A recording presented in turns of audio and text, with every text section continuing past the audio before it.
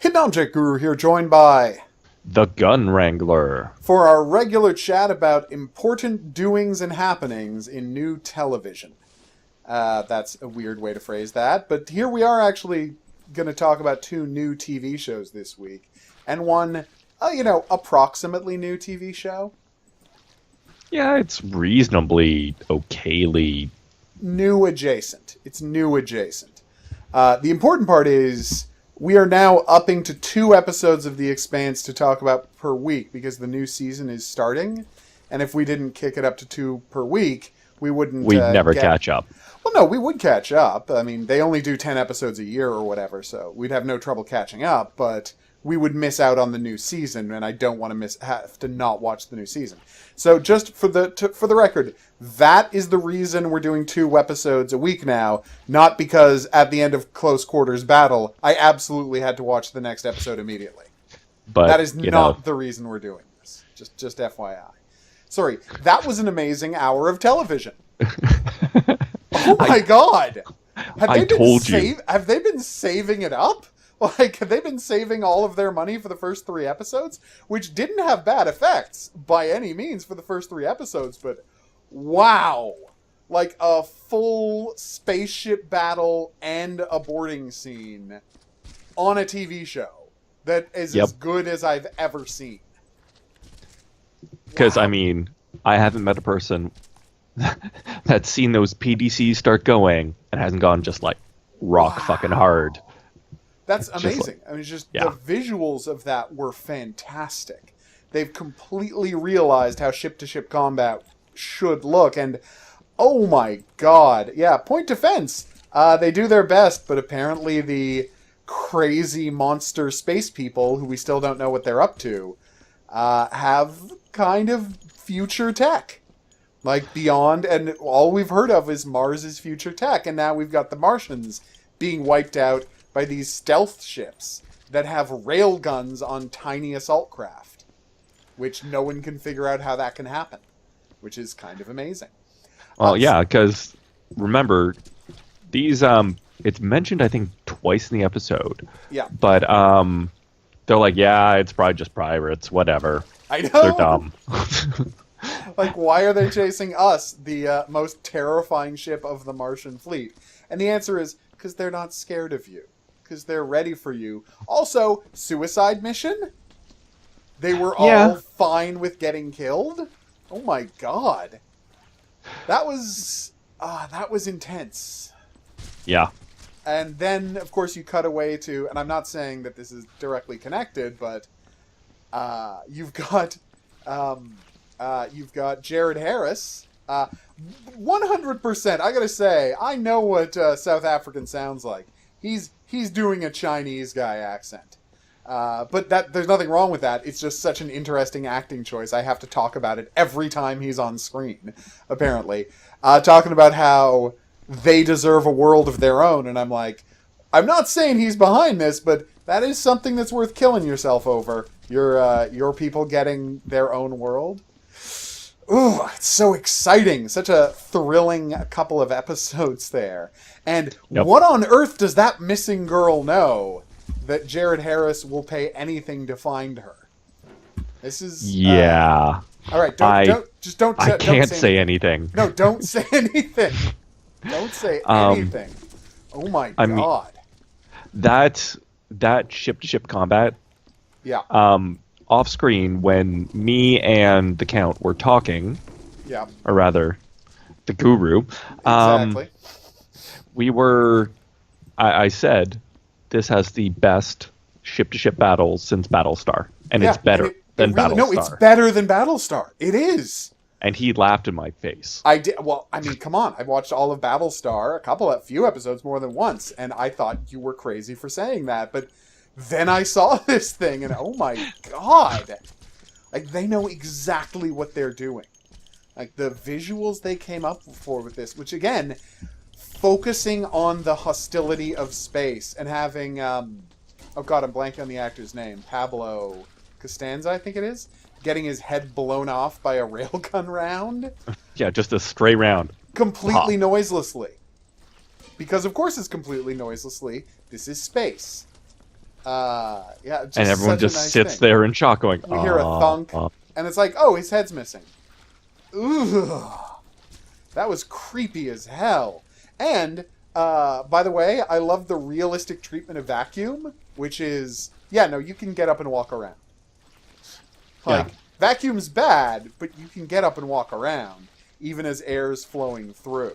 Because, I mean, as they say, people, I don't know if you've seen the video on YouTube, which is, they've got this, I think it's like, something like 500, 600 feet down. So like, it's more than that. It's like 1,000 feet down under the ocean. Right, 1,000, not 1,000, but like 100 atmospheres worth of pressure, right? And so there's a crack in a pipe, and water is rushing into it at the pressure created by the differential between, 1 atmosphere of pressure and 1,000 atmospheres of pressure. I remember that. That was And that was an oil line. Yeah, it was an oil line, exactly. Yeah. And as the crab wanders up to it, it just disappears into it. Yep. And that is what we have been taught from movies, pointedly terrible film, oh god, how am I blanking on this? Jason X, and even more terrible film, Alien Resurrection. That's right, I'm saying Alien Resurrection is worse than Jason X. Fight me if you disagree with that. I've met you, you're not an impressive physical specimen. Yeah, seriously, take me on. Like, I'll fight over this one, and you'll probably win. So, be my guest. I personally don't have a dog in the fight, just so the viewer knows. Okay. But anyway, the thing is, right, both of those films suggest that if there was a vacuum going from, again, 1 atmosphere, or although it's space, so slightly less than 1 atmosphere of pressure, to 0 atmospheres of pressure, people would be pulled through pinholes. And I'm like, yeah, no. It's a strong wind, don't get me wrong, but it's just a strong wind. Mm-hmm. And this show accurately displays that in a wonderful sequence where they have to deal with a vacuum and to keep all of their air from venting. Oh. And they use a binder and some glue. I know. By the way, how great is it that there's just, like, the glue in every room because they know you might have to deal with vacuum?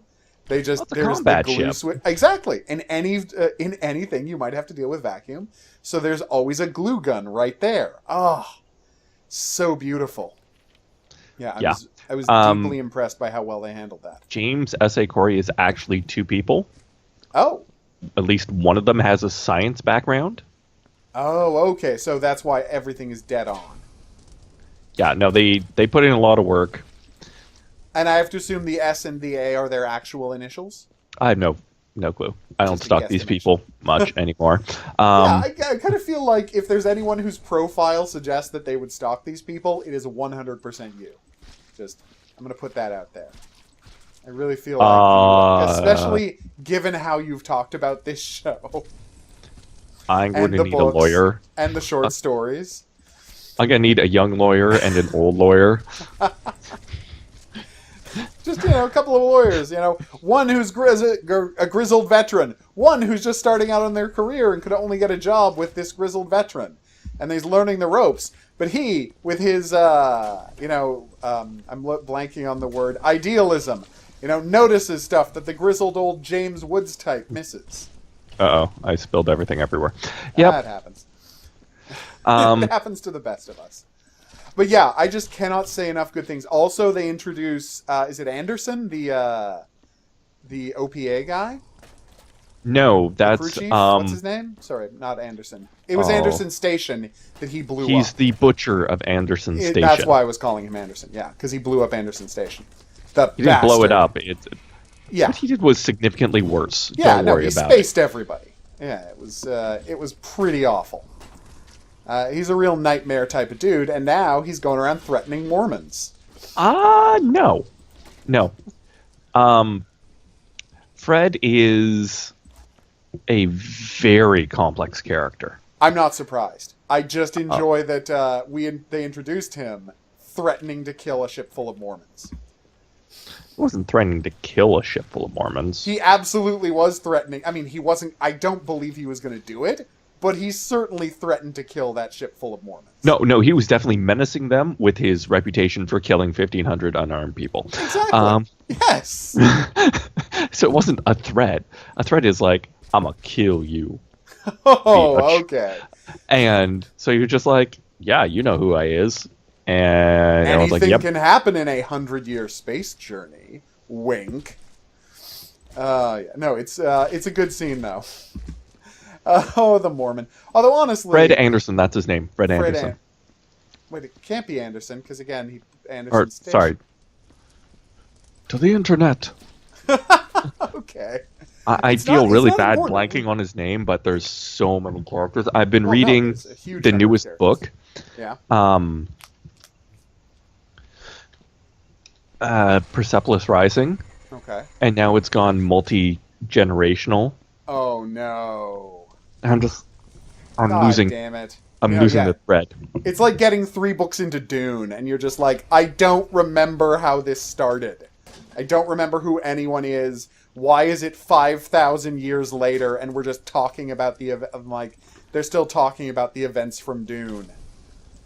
Oh. No, it's like 20 to 25 years out from book 6, Wow. but it's Fred Johnson. Fred Johnson. Fred, Okay. that's the name. Fred Johnson. Yeah, I so- understand why we kept saying, thinking his name was Anderson, because if you got an Anderson and a Johnson, it's easy to mix those things up. Yeah, he has very white bread names. Pardon Yeah. the pun. Well, I'm looking forward to seeing where this guy goes, because he got one hell of a character introduction, and then in the next episode, like, it's weird because we're seeing this ship stuff, right? Yeah. We're seeing this stuff on the station. I'm like, well, this is obviously a flashback. We have no context for any of this happening, so we're obviously watching a flashback to set something up. But you wait the whole What's this episode wee to find out business? why. Very funny. Anyway, but yeah, I'm just saying it's clear that it's a flashback when you're watching it, but you don't understand why it's a flashback until you get to the last shot of it, which, whew! Oh my Yeah. god. I can't wait to hear more of that story. Don't you dare spoil a thing. I would not, because It's all great. he actually has an entire novella about this specific incident. Oh, really? Yes. That was drawing from. Yes. Oh, so they optioned the whole canon of this thing. Yes. I have to assume. Okay. They drove a dump truck full of money up to this person's house. Well, it's not. Or these It's people's not house, HBO. They didn't drive a dump truck, but I mean, No, I assume sci-fi. like, Sci-fi actually, paid a huge Did- amount of money for the rights, yes, because they wanted to make a sci-fi answer to Game of Thrones specifically. and that's exactly what it is. Yes. I mean, quite clearly, that's exactly what it is. And especially now that you tell me that there's going to be enough that they can do spin-off series, oof. I'm very excited to see where this goes. And I gotta say, Tom Jane, I like him as an actor. I don't think he's one of our finest actors, but I do enjoy him as an actor. But the show is doing a really good job of his... I mean, it's the oldest thing in the... it's the oldest arc you'll ever see with this kind of character. He's the most grizzled cynic in the world. But then a series of things start happening to make him see that something more complicated is going on, and he finds his heart as he goes. Like, it's not a new or surprising arc, but he's doing it really well, and the show is coming up with some fantastic reasons to make him go down this on this journey. You have no idea how hard it is for me to keep my mouth shut right now. No, don't say a thing. Don't say a thing. I'm just saying. I won't. I'm But- loving the journey he's on.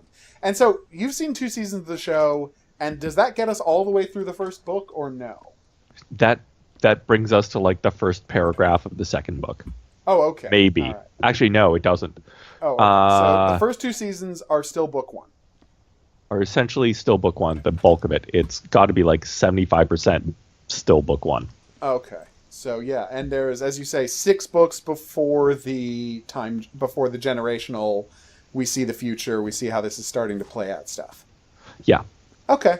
And it's not so much even... Game of Thrones never has gone generational, which is interesting. Cause... Well, no, that's just because no one... Well, there is a spectacular amount of fucking on the show.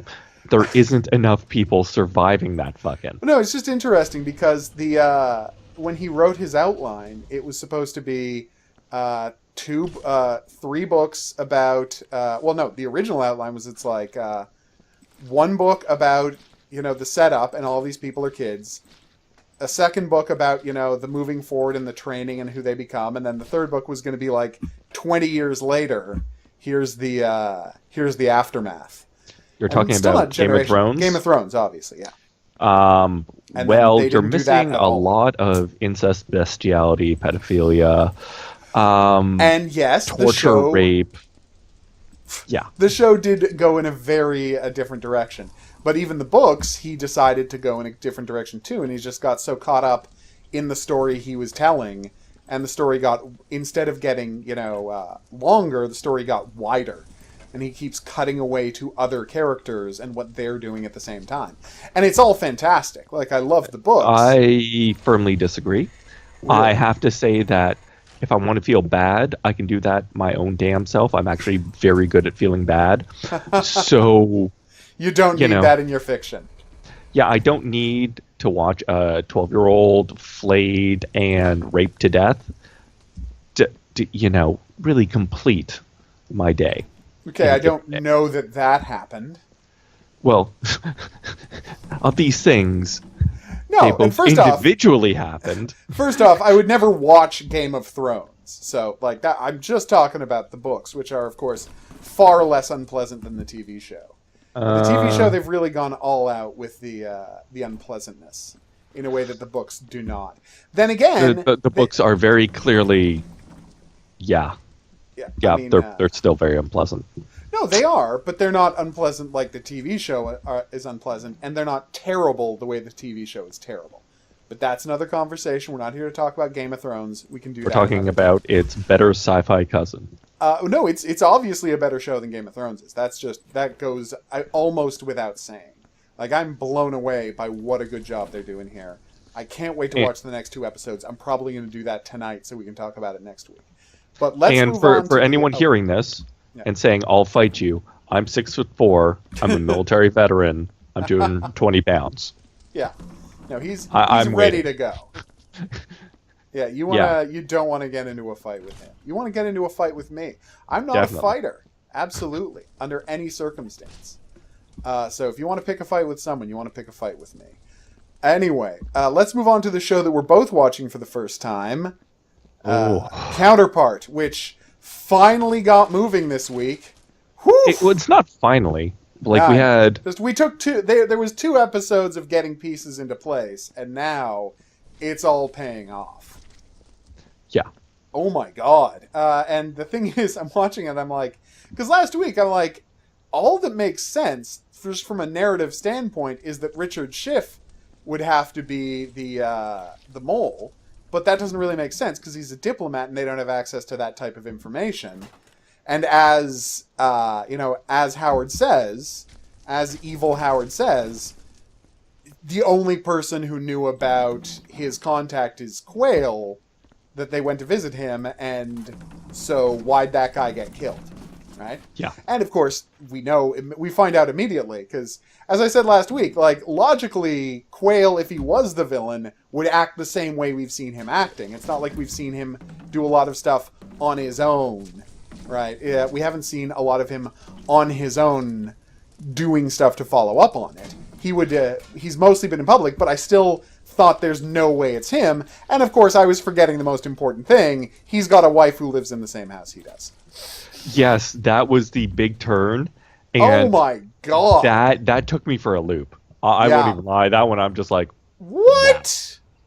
Yeah. I did not even think of this. Yeah, not for a second. Oh my god, it was... So, yeah, I'm going to have to murder my wife, I guess. Yeah.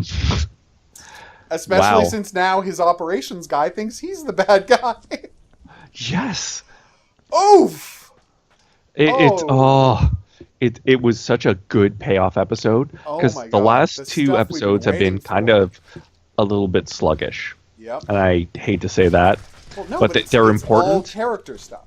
It's all character stuff, and we're waiting for plot stuff. Yeah. we are waiting for big plot reveals, and we're just getting characters and world building. And it's great characters and it's great world building, but come on, give us the plot developments, and that was one hell of a plot development. I'd like to actually call out something that just blew me away. Go. The opening of episode 6, where you have the kid from the other side who's clearly, he's from the school. So he's done the whole 2-minute hate thing. Oh yeah. He's like a Hillary voter. So, he goes out and he's like, wow, oh my God. That is the most hilariously inaccurate drive-by I've ever heard. So bravo. That was terrible, even by drive-by standards. Yes. Anyway, continue. So, he goes out there and he's like, oh my fuck, a phone. Yeah. Oh my fuck, a phone, that's a camera. Yeah. Like, there's this great segment on, by the way, I'm going to do my plug for the week now. Of course. Joe Rogan podcast. Right. Episode 1041. Okay. Because, Dan Carlin, who's also one of my favorite amateur historians, okay, is on it, and he's talking about. Yes, this does go back to it. Imagine going back 50 years and saying, "Listen, I've got this thing in my pocket. You'll never guess what it is. It's a phone. It's a phone that can just upload information into the sky, and anyone in the world, anywhere, can immediately see whatever I'm seeing, can immediately hear from me." Yeah. Also, it's a high definition camera. Yeah. And a high definition video camera. Yeah. And they go, and you're high as fuck. Of course. Right? And you get that it's perfectly distilled into that moment where this 19, 20-year-old kid just is seeing a smartphone for the first time. And his mind is just blown. Yeah. And I think what I loved, right, what kind of blew me away in that is that scene is so well done, and it's like, here's the thing. The subtext of this show has always been, right from the start, that writers are really pissed off that we don't have a Berlin Wall anymore because it was such a good device for building stories around. It really was. We don't have an East and West Germany, we don't have a Berlin Wall, and we're super pissed about it.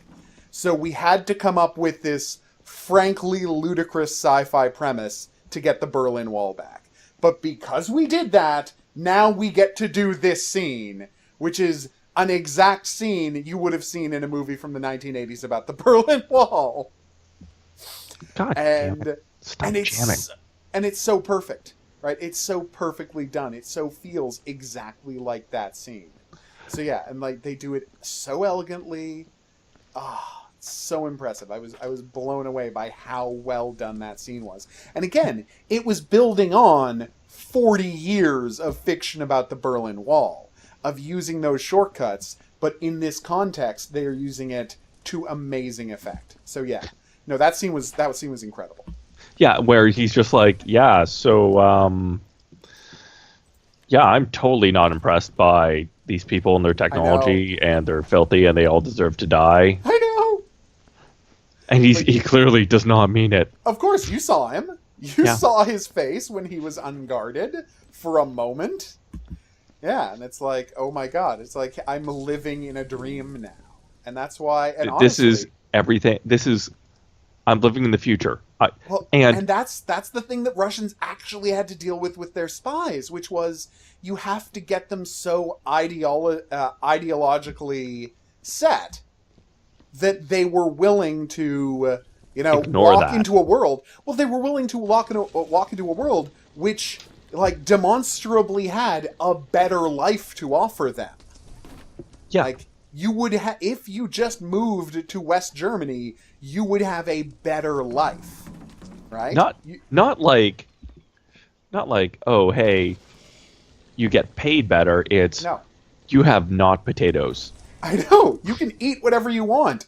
You can have as many blankets as you want in your heated house. You can say what you want and go where you want. You can go travel wherever you like, and criticize the government, and you won't get shot in the face. You know? Yeah, If the or you won't government get a does box something- of dildos mailed to you so that, you know, your wife thinks you're secretly gay. Yeah, that was another kind of thing they did. Yeah. No, for yeah. real. The Stasi were big on that. I'm not surprised. The Stasi were messed up. The Stasi were as perfect of a... Like, if you want the perfect example of secret police, Yeah. it was the Stasi. Yeah, and let's not forget, what do you call it? Vladimir Putin was when a KGB officer. He was an attaché to the Stasi. Yeah, his job was to hang out in East Germany and handle spy stuff with the Stasi. Like, that was his thing. And that was his day job before he became, really high up. And they said, like, when the wall came down, he was the guy in the office, like, burning all of the documents in case they came charging across the border trying to get rid of the Stasi. He didn't run away. He didn't do anything like that. He got down in the office, got everything that was burnable, and took it down to the furnace room and burned all of it. Okay, not to reveal personal information. Okay. My uncle actually met the man in the Really? 80s. Yeah. Wow. This is a story I genuinely enjoy telling. Okay, go for it. So, my uncle was a part of the Canadian government Yeah. in, like, 1989. And so, he was dealing with the Russians, because Canadians at the time were essentially kind of go-betweens between the Americans and the Russians. Yeah. So, could I get a bucket of water up here? I'll go grab you one. Yeah. Thank you. Yeah, it's going to go a lot faster if we don't have to go downstairs to get our water. Can I put the water, will the water survive being on the platform? I mean, it should, Yes, right? it will. Yes, Okay, so bring the platform down and I'll put it down. All right, But, so he was working for the government. Yeah. And so, he's at this diplomatic function in, I believe, Vienna. God damn it. Smooth. I'll be right back. Yeah. He's in Vienna. And so he's sitting there and he's just chilling, talking with the Israelis, just generally having a good time. Of course. And this dude walks in a brown uniform. And he's like, the fuck's that? And the guy just turns to him and just stares at him. Like, just gives him, like, a 2-second stare. Right. And moves on. And the guy's in Soviet uniform. So he's like, okay, well, he's just another attaché, but he scares the ever-living shit out of me. Because of his creepy, dead-eyed monster stare. Oh, no, this dude... This dude would... The way that my uncle describes Vladimir Putin is... he could as easily order a new set, he could easily order food in the same tone as he ordered you killed. Like, his expression just wouldn't change. He's just a flat, affectless monster. The way it was described was he has shark eyes. Yeah, there's no soul in there. Yeah. There's no humanity, no soul. He's just a thing that is good at, murder and essentially evil. He's just great at evil. No, he's not evil so much as, he's like a shark. Yeah, you're not going to be like, oh, great whites are evil. Yeah. It depends on the great white. I think the shark from Jaws 4: The Revenge was pretty evil. Hey, it was up to something. Motherfuckers are just delicious. No, but that was the thing where he looked at him and he's like, yep, no, this guy. Yeah, he's a monster. It wouldn't have bothered him to just walk over and choke the life out of me. Of course. And he would have gone, and he would have gotten more caviar and carried on. It's there's a lot of things you can criticize about George W. Bush. Like, there's a lot of things to criticize about that terrible, terrible president. But I think the highest on that list would be worst judge of character ever. This is a guy who stood next to Vladimir Putin. And it's like, I looked into his eyes and I saw his soul, and he is a good man. And I'm like, you are completely wrong about that, George. You are as wrong as anyone has ever been in that statement. Yes, because... Just a terrible judge of character, George W. Bush. I mean, this dude... No, he's the worst. Everyone knows he's the worst. And he's the richest man on Earth. So Who? Putin? Putin, yeah. Okay. So, going back to the Counterpart. worst man on Earth is also the richest man on Earth, which actually makes perfect sense. Because that's how capitalism works. No, he's a communist. He was a member of the KGB. Why on earth would you think he was a communist? He is a man who has always only ever been out for himself. The fact that he was a member of the KGB is, I assume, just because that was a good way to, be out for yourself and get a good life. Like, he's a guy. We disagree on this and your wildly leftist views, but back to Counterpart. Absolutely. Back to what's important. Yeah. I did love the scene at the end where good Howard's like, give me a gun, because he thinks he thinks that's exactly what Howard the other Howard would say. Yep. So perfect. Well, I just love that the episode of the title of the episode was "Act Like You've Been There." Yeah, exactly. And that's the moment, that gets you the title of the episode, is him going on this raid, and I'm like, no, Howard is not a raid type of person, and never has been, and that's why that scene is so perfect. Alternate Howard is definitely that sort of person. Oh, of course. And that's where we get the title of the episode. That's where we get the message of the episode. But yeah, week in, week out, there's are few shows that impress me the way this show impresses me. But oh my god. What? Yeah, that is just such an episode of television. Well, let's go over again. Yeah. Another thing that people probably missed, but is super important. Yeah. The Indian interrogator being totally one of Bishop's spies. We're still not sure. Absolutely. Whether Bishop is a good guy, a bad guy, a reformed good bad guy. Yeah. You just have no clue. His name is Pope, and we have no idea what he's up to. We have no idea what he's up to, but he's going out of his way to cover for the fact that Howard isn't there. And he is he is letting his resources in, and he is getting his establishment to help people, to help Howard keep this facade up. Which, oh my god, how much I know it's simple comedy, but how much do you love the guy who's complaining that Howard keeps not showing up for work?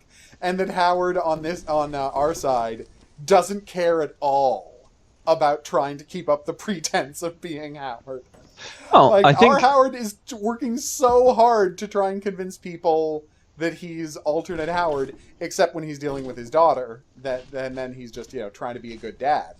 But on our side, no, he doesn't care at all. And it literally doesn't matter to him at all what happens on our side of the veil. Yep. That's and the other thing is thing about the character. Yes. The other thing is he doesn't even try to pretend that he's reading to Emily. He's yeah. I know. Thanks for the intelligence, bitch. We out. And I mean, although to be fair, he does that because he feels so betrayed that she was cheating on her husband. He feels betrayed there. Because he imagined that there was another her out there who wouldn't have... he's imagining a version of his life where he stayed together with his wife and got to keep being happy. Right? Yeah. And he's even in this world, that wasn't possible. So, yeah. Because, yeah. Ugh. Oh. There's My so much emotions. Going on with the character, so much going on with his performance, and the one thing I'm missing... The one thing that's frustrating me is because they're on each other's sides and will be for the next episode at least. We're not getting any more J.K. Simmons scenes. And scenes with the two of them have been my favorite parts of the show so far. Like, don't get me wrong, I love all the spy stuff. I love all the spy craft. I love the plotting. I love that we're doing Cold War fiction again. I love all of that. But just getting J.K. Simmons to play against J.K. Simmons has been such a treasure that I wouldn't give that up for anything. For me, Counterpart is definitely the show of the year, pending The Expanse. No, you're allowed to say new show of the year. Okay, new show of the year, unquestionably The Expanse. I watch a lot of TV because I'm currently, studying, and you have it on in the background. Everyone does that. Yeah, but I have to say, Counterpart is without a shadow of a doubt the best new TV. Oh yeah, best new TV Period. Show, absolutely. Like, I don't think it has any competition. I'm a huge fan of Travelers. I'm a huge fan of a lot of shows. The Trade is, by the way, highly recommended. But yeah, but meaning to get it'll around make to you that sad. One. Oh, okay. Well, so wait until you're in the mood for The Trade. Is what you're saying. Well, it's about the heroin trade. Oh yeah, no. I've looked at the synopsis, so I'm ready for it, and everything about Cartel that industry Land? is full of yes. Everything in that world is full of misery. Like, there's no happy stories from that world. It's just let me put it like this: it makes Cartel Land seem cheerful. Well, no. The funny part is, I'm watching. I remember I enjoyed Narcos, and the funny part is about Narcos is that here in North American culture, they have developed this idea that that heroes shouldn't just kill people. That there should be a system, and there should be justice, and there should be, good checks resolutions for problems. Exactly, checks and balances. And to the point where they have a guy, they feel they have to give, what's his name, Pablo Escobar a win, and have the brutal guy, the brutal military commander who shoots who shoots children in the head, that he should get killed at some point. Whereas, of course, in the real version of that story, that guy didn't get killed. He's fine. He made it through, and he's a synthesis of a few people. Yes. Yes, and two of the three people involved are very dead. Yeah. But no, the one who was the most hard ass is the guy who he was a synthesis of. They bring in as an actual character in season 2. And they give him the trite and seemingly fake story of his son becoming a radio guy and finding Escobar. But yeah, it's just interesting because you watch the show and you're like, it's as growing up with the morality that there should be systems and justice and blah blah blah. You find it hard to come up with an argument for not just shooting these guys in the face. Well, isn't that like the first 10 minutes of Narcos? Yeah, no, absolutely. Like, literally, they find the guys who are the worst, and they shoot them all to death. And they shoot them all to death in a club that's also full of people who aren't the worst. Yeah. They give no fucks because these people are essentially cartel associates. And so they're like, oh, so you're going to party with these guys? Fuck you. Yeah, it doesn't. Well, to them, it doesn't matter. Literally, it doesn't. If you are hanging out with cartel guys, that's fine. It doesn't matter if you're just someone who is going to a club and getting a drink. It doesn't matter. You're with cartel guys. You are fair game. Which, and that's how the cartel guys act, and that's the real thing about the show. The tragedy of the show and the way the show really challenges the morality we've been asked to say is, do you have to fight fire with fire? Like, it's all well and good to say that civil society can win, but the guy killed 1,000 cops. What are you supposed to do about a guy who killed 1,000 cops? Well, did you hear? Did you actually realize that? What's his face? The actual Javier and the actual Frank Murphy are in the show. Yeah, they show up right at the end of the second season, right after the cartel, after Escobar gets killed, right? Yeah. Yeah, and both of them just cheers seeing the guy die again. Yeah. And these guys, like, there's Before we move on to the tick, I'd like to Yeah. tell our casual viewer a story. Please. During the Vietnam War, or rather leading up to it, they already knew that there was a problem with communist insurgents, infiltrating Southeast Asia. That's just a thing. So America, even back then, employed PMCs. Yeah. Private military contractors, for those who are unfamiliar with the term. It's basically mercenaries, but they work for the U.S. government, so they don't like to call them mercenaries. Well, mercenaries actually has a lot of, Yes. laws involved. Around, yes. Yeah. Because, there we go. I found it.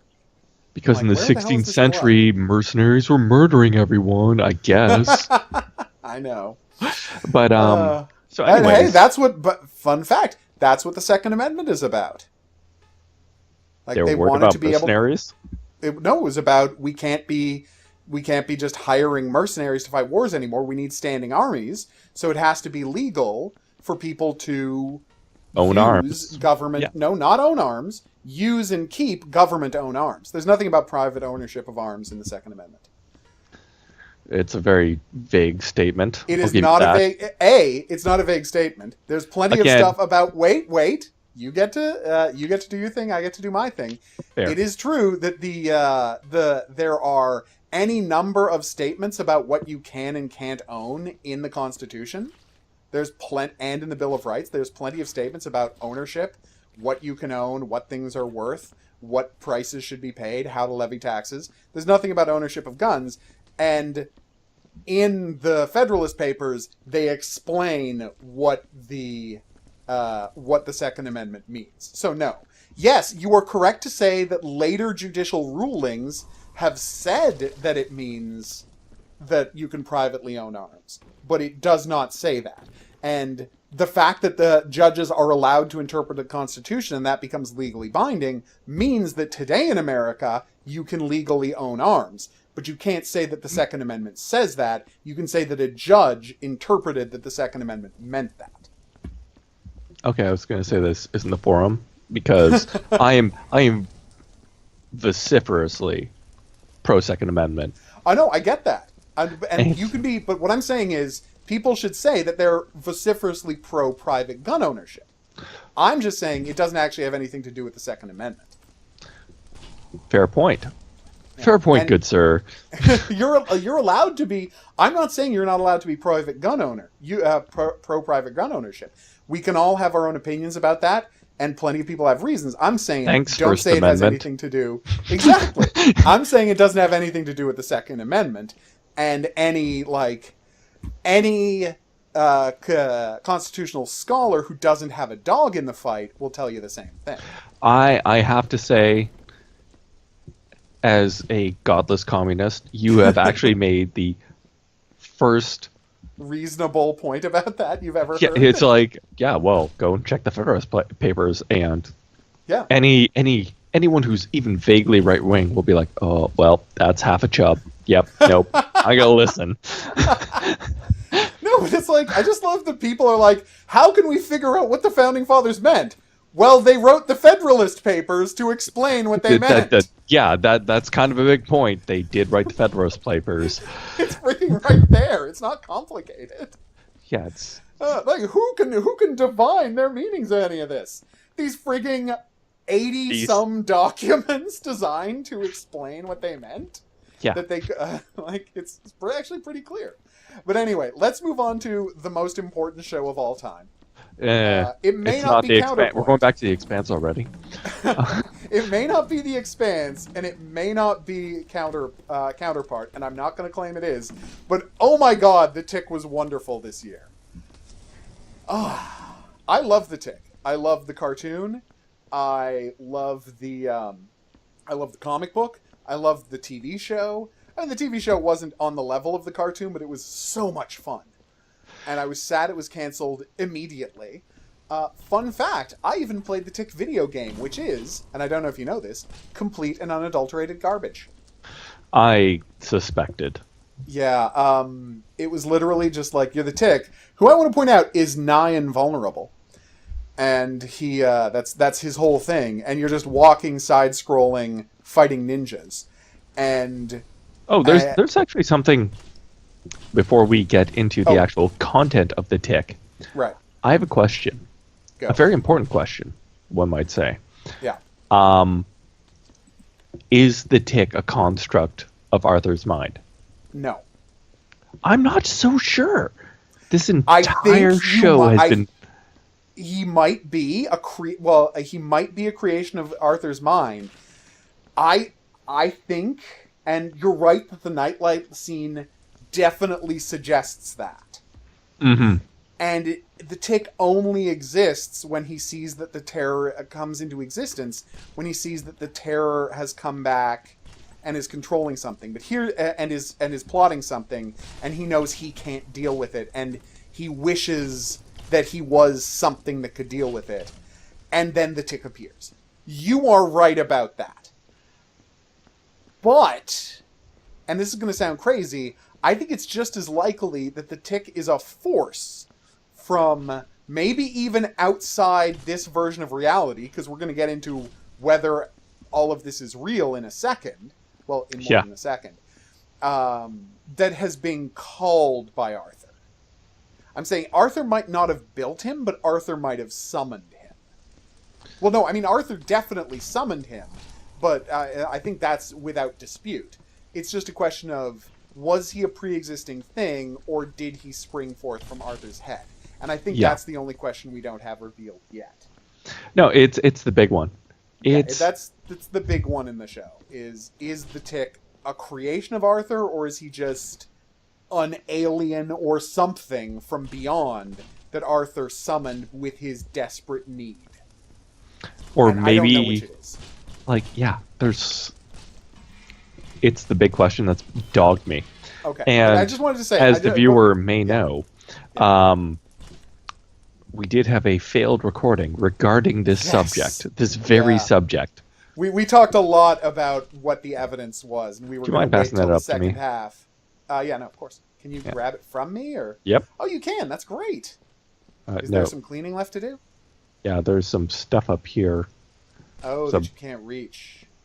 There's a pretty big blood spatter. I am not seeing this. Right over here.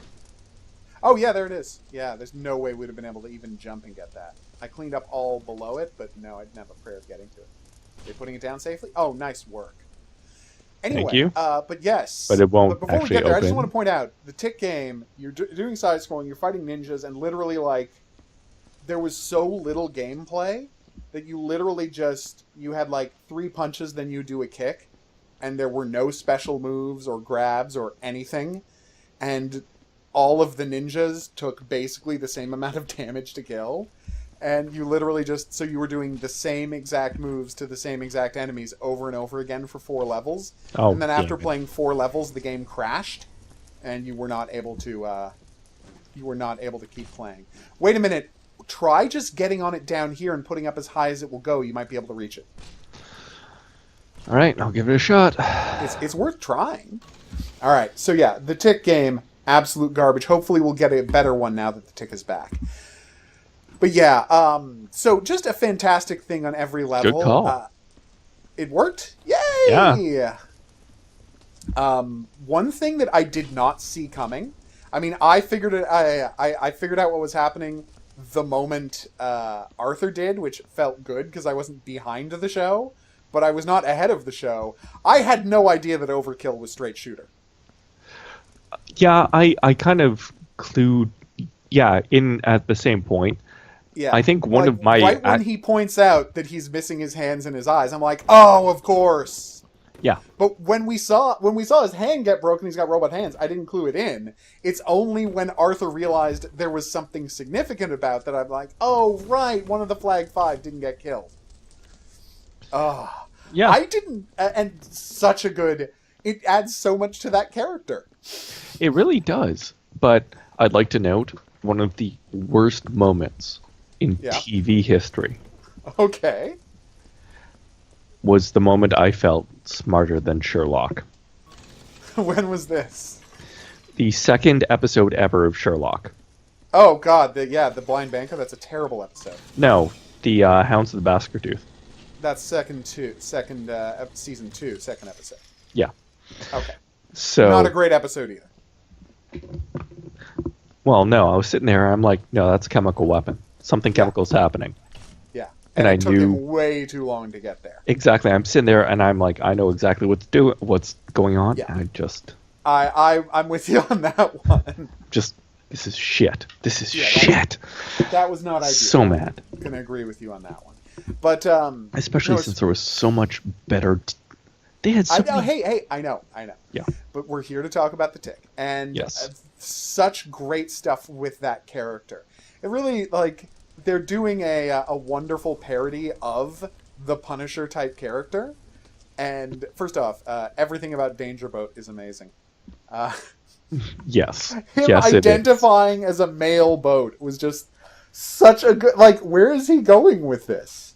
And then he starts washing Arthur, and you're just like, I know. Oh. Ooh, this is making me very uncomfortable, and it made everybody very uncomfortable. But it was uncomfortable in a funny way, not it was just very funny. It wasn't horrible. Yeah, it wasn't an Office style cringe where it wasn't. It was still funny, absolutely. But yeah, everything with his boat, Danger Boat, was amazing. Let's see, but just his character stuff was so good. You're like, yeah, this is where a traumatized guy ends up in the world of superheroes. What does happen when a superhero has because when a guy's family whole gets killed, he becomes a superhero. What happens when a superhero's whole family gets killed? Oh, he becomes a murderer. Yeah. That actually makes perfect sense. This dude is just a straight up murderer. He's just a murderer. And that's so beautiful. He's just he just loves stabbing people and shooting people. And he's really good at it. And the Tick keeps trying to stop him. Because the Tick is an older kind of superhero. He's an idealized superhero. And, they paid off.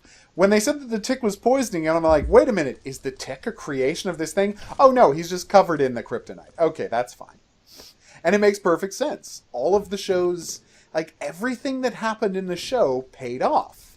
That's the really well done thing about the show. It was just 12 episodes, and it was perfectly crafted to everything that gets set up gets paid off. Even right down to his stepfather being incredibly boring and obsessed with superheroes. And I'm like, okay, I'm waiting for you to have I-beams or super strength or something, because nobody is this boring on a TV show. I actually didn't see that one coming. Oh, you didn't? Okay. No, I was very much of the opinion he's there very specifically. Just to be that kind of foil. Yeah, exactly. Yeah. And then, no. It was such a nice... It was a very good reveal. But I spent the whole show like, nobody's this boring. You're a very funny kind of boring... But nobody's this boring. They're setting something up. And then he's we find out he just super loves superheroes. And I'm like, okay, we're getting ready for something with this guy. And then I thought it was going to be a power. But no, he just did awesome kung fu. Which was great to watch. Awesome blindfolded kung fu against the Terror's ninjas. And I'm sorry, the payoff of the secret ingredient in Brown Tingle Cola... Oh my God. Tingle, yeah. Jesus, that's terrible. Oh, but it was 99 cents. The terror ship made an appearance. The T-shaped terror ship. I didn't know if they were going to get it into the show because that was always one of my favorite things of that he even had a T-shaped ship from the cartoon. But yeah, they got the terror ship into the show. And his wonderful. He is just making it up as he goes along. Everything with Midnight was fantastic. That dog is amazing. I didn't know because he only has one brief scene on TV in the first half of the show. And I'm like, are they going to do something with the dog, or is this just a joke? And then no, the dog is a major supporting character who gets a lot of good lines and is vitally important to the plot. Well, you do know how I love my Bork Bork Nom Noms. Wow. Yeah, no, there's nothing I love more than German Shepherds just They're the best.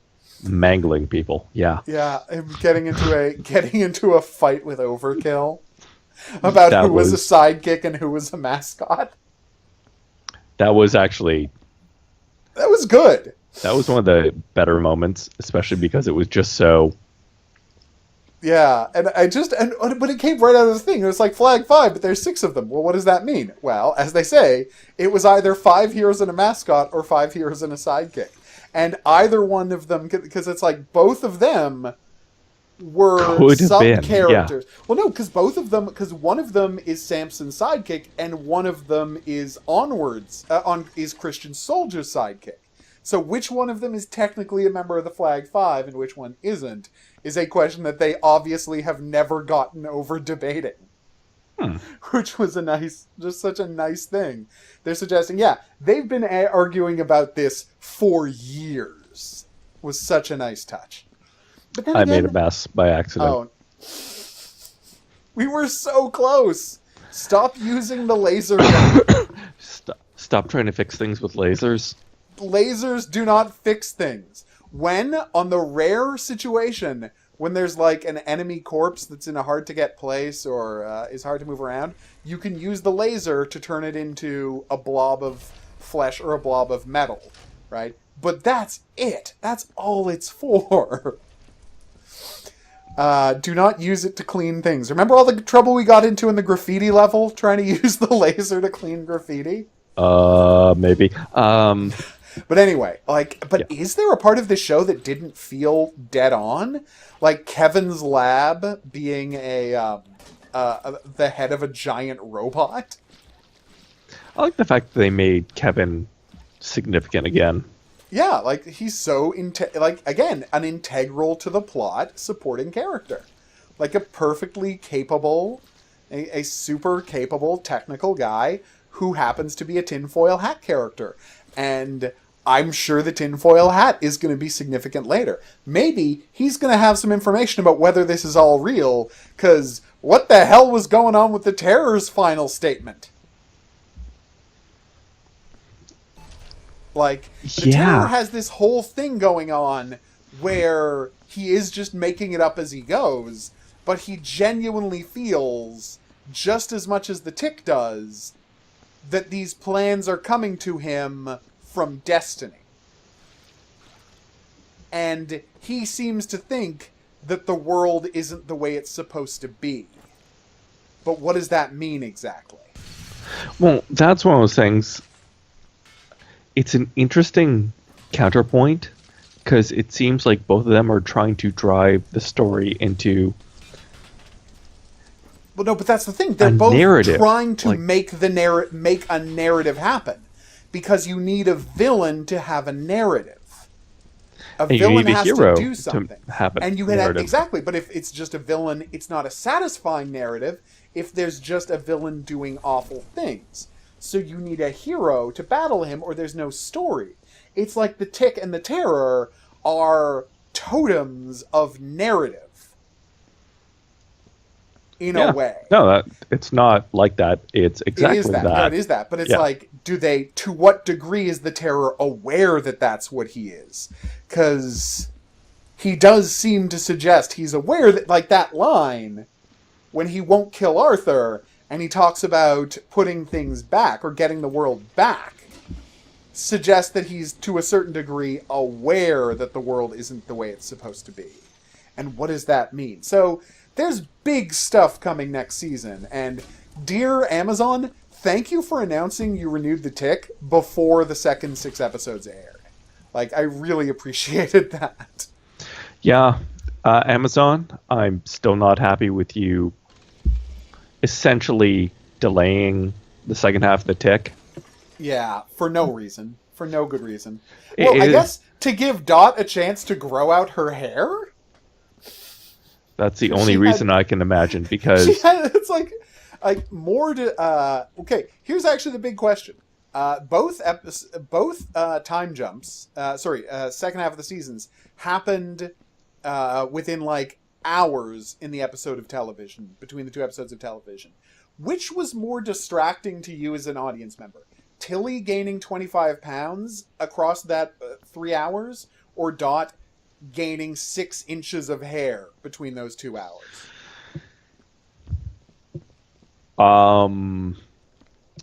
I'm going to take the fifth because Okay. my answer would be a remarkably lewd comment. So All right then. So let's.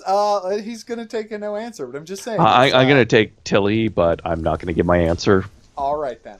because I mean, We all know where you're going. We can take it as read. yeah. All right.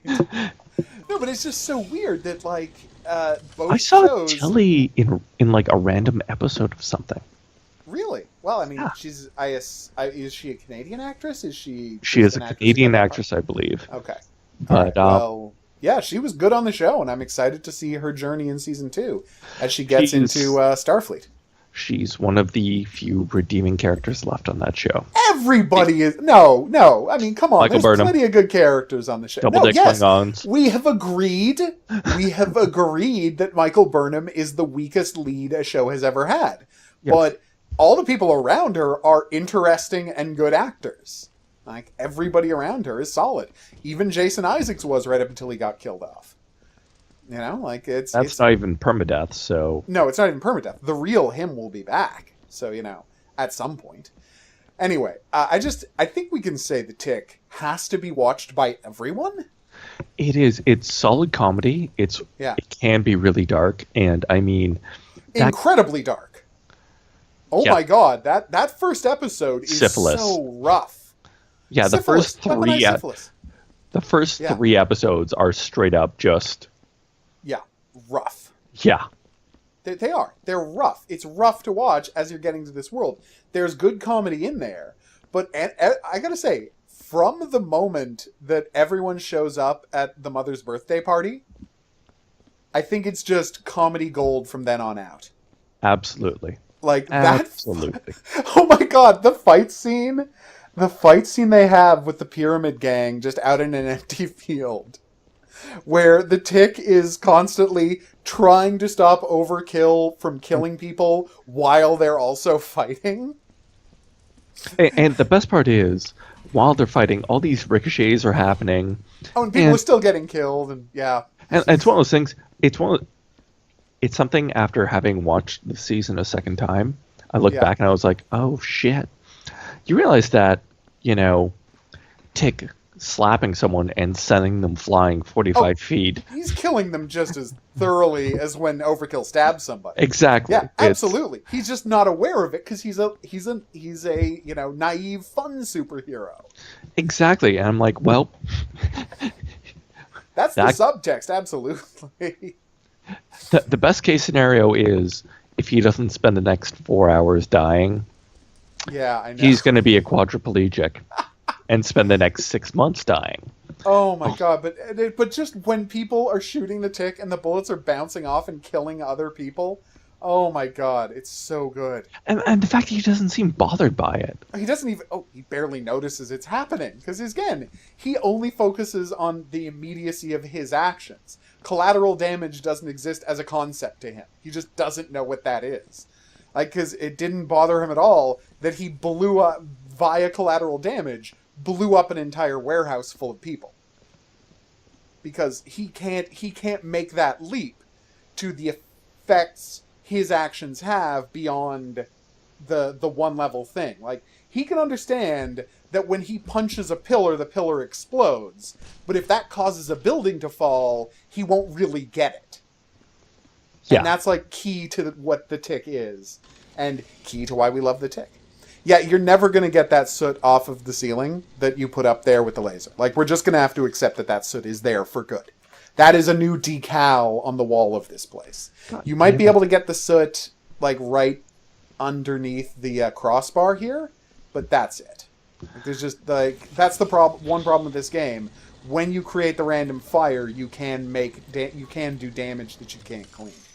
Okay, here's one thing that bothered me. Okay, shoot. Okay.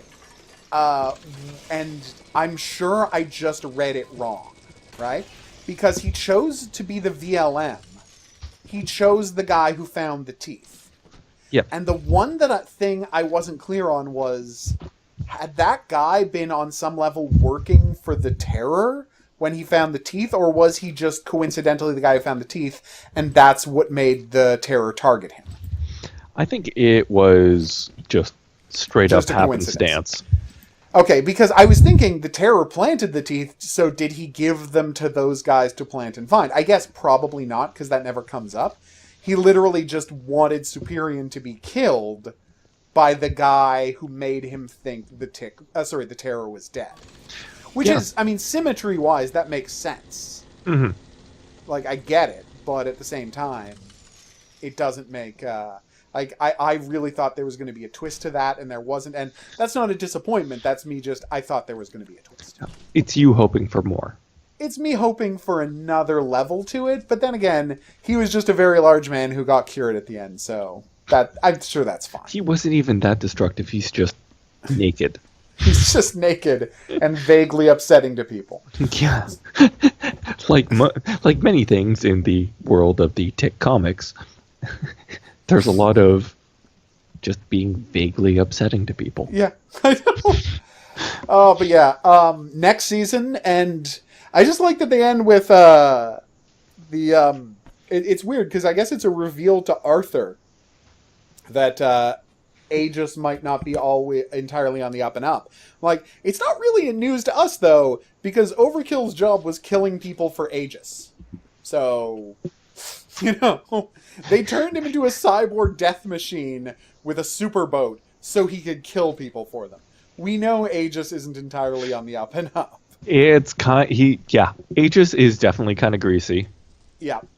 In a fun way, though, in a way that's going to get interesting next year.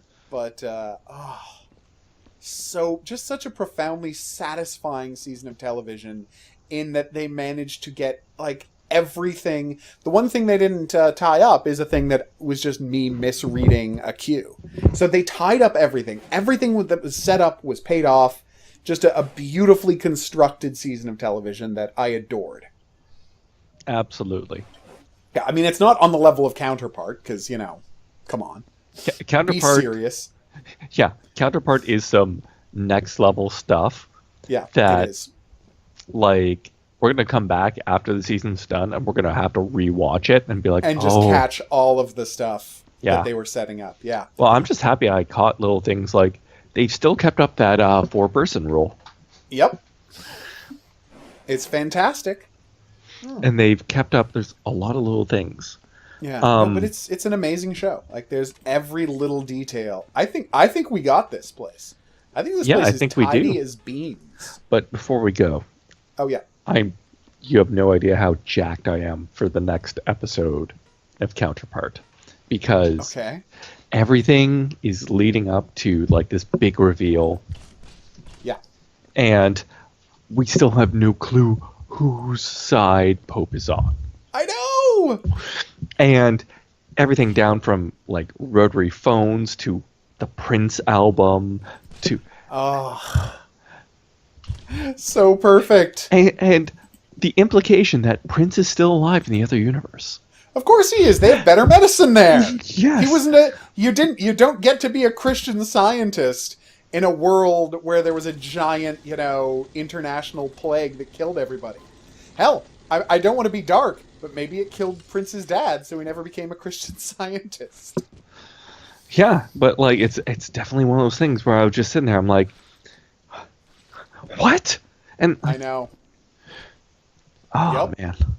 It's just all the little details, all the little world building, all of the what do you call it? The Easter eggs for people paying attention. It's just such a special show. It really is. I cannot wait. I mean, we're in the home stretch. There's only 10 episodes. Things are going to start moving fast now. And I cannot wait to see how this all plays out. And there better be a second season of this. They're not crazy, right? If there's no second season... Yeah, burn it down, people. Like, Stars, if you're listening... Like, we're not saying something bad is going to happen to your corporate office. No, but there are people out there who will say that and will make that happen. Yeah, I was going to say, Stars, this is the apex of television that you're capable of. Yeah, like it's not any better than this. Like, if you're Do not going to renew cancel this, just and think you pack can up do shit something and go better. home. Go home. Like, what are you going to make room for, Stars? You going to bring back the Crash TV show? You know, you're going to bring back whatever that, topless ladies and pirates TV show you did was. I don't Oh, remember you what mean it's called. Black Sails? Black Sails, yes. I actually really enjoyed Black Sails, but yeah. It's a fun pulp show, but it's nothing special. In the same way that Spartacus you could have fun watching. Exactly. It's not good. Stars, you've made your bones on pulp. You finally found something so good. Yeah. So don't fuck it up for the rest of us. Hold it down. Give us our show. All right. So, do you have a quiz? Okay, what subject? I was hoping you'd have a tick-related quiz, but you obviously did not. I did not give that to you as homework, so that's on me. No, I do not have a tick-related quiz. I actually did one 2 weeks ago, so I can give you Expanse, or I can give you Counterpart. All right, let's do. We did Counterpart-related spy stuff last week, so let's do Expanse. Okay.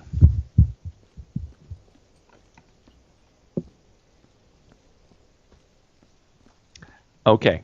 What are the two major gangs on Series Station? One of them has been mentioned and is in a previous podcast. Yep, we talked a bit about them, and in fact, this episode mentioned them quite a bit. No, we didn't.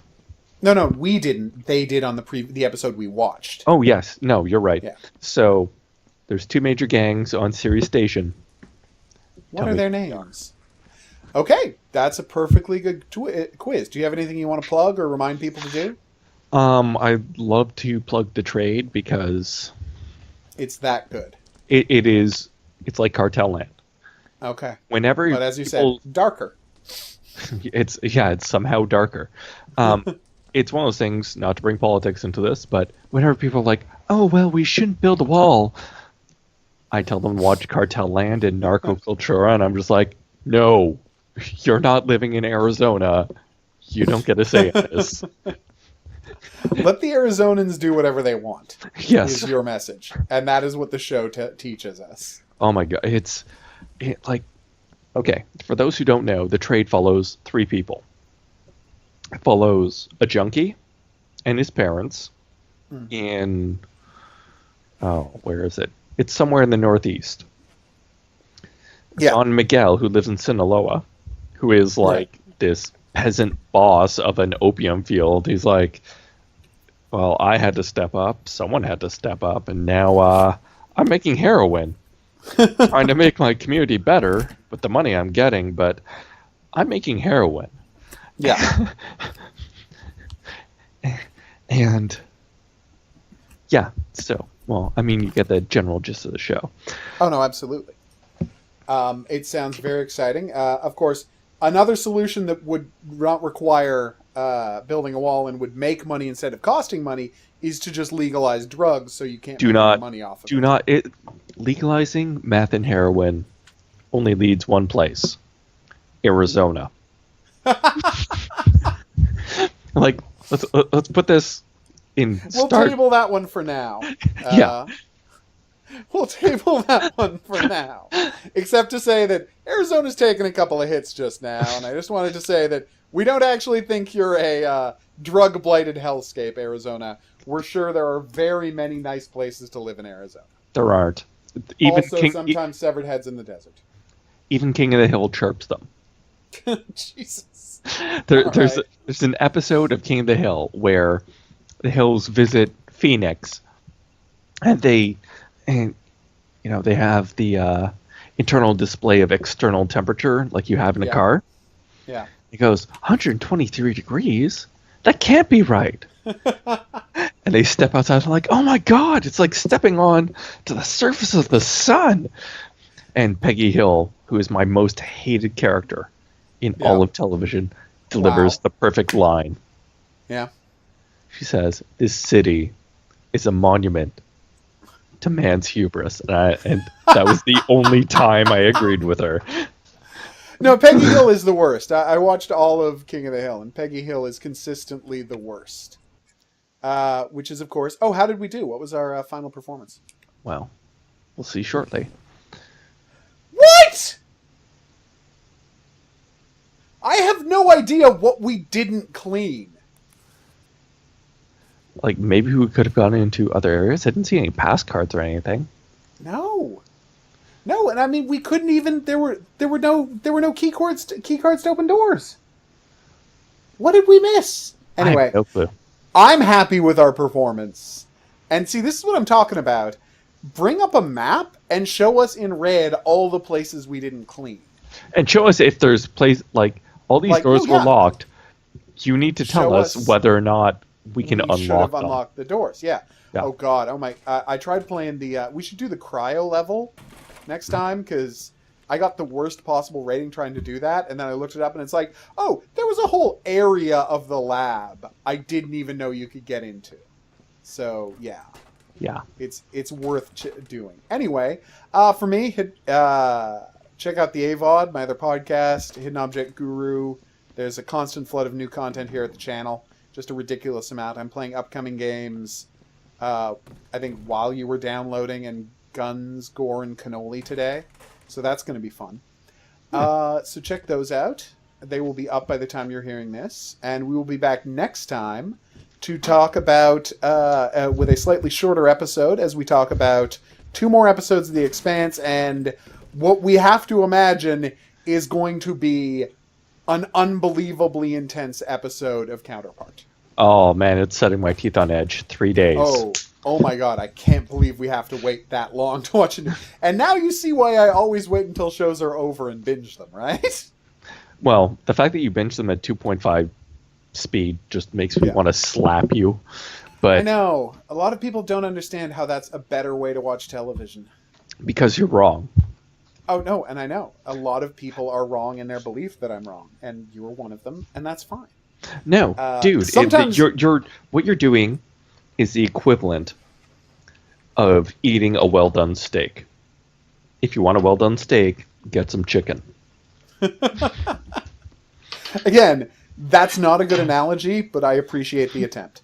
So we will be back here next time for more Expanse and Counterpart. But until then, au revoir. Later.